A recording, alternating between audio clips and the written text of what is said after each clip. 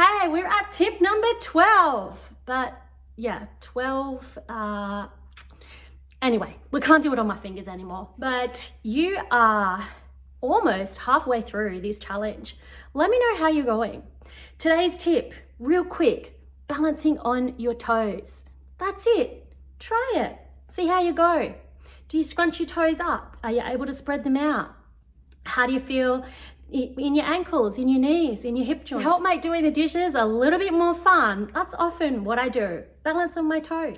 I feel a little bit taller as well. Being a dancer, I've spent a lifetime on my toes, but it actually gives your feet a chance to get some strength, your ankles, knees, hips aligned, and just have some fun. Give it a go today. Let me know in the comments how you go with this one.